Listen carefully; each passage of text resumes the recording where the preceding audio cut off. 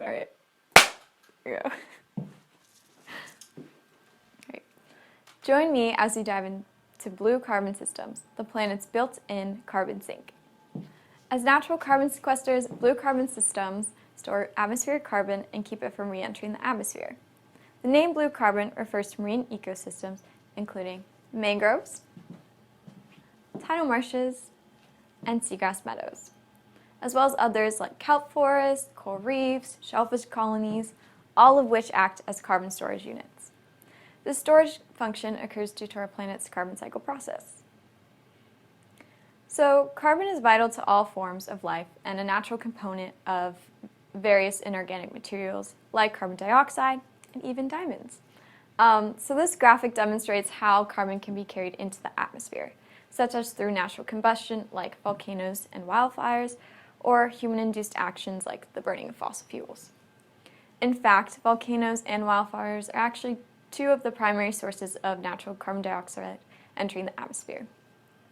In contrast, carbon leaves the atmosphere through the process of assimilation, where inorganic forms of carbon dioxide are converted into organic compounds by living things like cows, or trees, or grass. So these three living things use carbon within their structures or as energy storage. Basically, carbon becomes a part of these living things and is stored in their bodies or their structures. So here we have the carbon cycle highlighting blue carbon systems specifically. Like the previous graphic showed, carbon dioxide is taken up by these plants, and to the left we have some mangroves, which are absorbing the carbon dioxide that they'll use for photosynthesis. And these coastal plants, including marshes and seagrasses, will take this atmospheric carbon and sequester it into the soil, which is a critical component as to how these blue carbon systems work and store carbon. So, seagrass meadows are another blue carbon system. Seagrass meadows store carbon within their leaves and the sediment that they compile.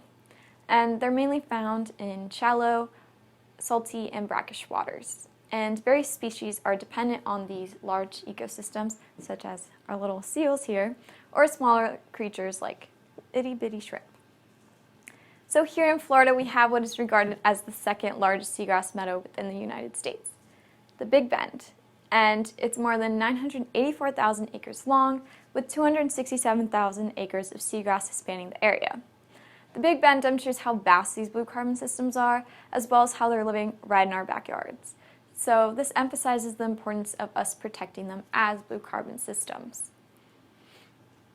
So shellfish colonies also hold importance as blue carbon systems. In this picture, we see an expanse of oyster beds during the low tide. And oysters, sorry, I lost my train of thought. Sorry. It's I don't know okay. what happened. I didn't touch anything. Don't worry. It stopped the animation. Damn, that was a great take, too. It's okay. Shit. I can do it again. Well, is it gonna barf again? I can try with my iPad if you think it's better. It's like, I hit the, you can't on this preview button, but I don't know if it has like a limited amount of time on the preview. Oh, I see what you're saying. If I do The slideshow, it presentation, yeah. it does a full screen. Were you actually reading it, or you're almost there? I was reading it, but I have a feel of it a right, bit. because Yeah. you're more active now than you've ever been before, which is good, because I think that, Yeah, that brings this it thing is such a alive. great Yeah. take. Yeah.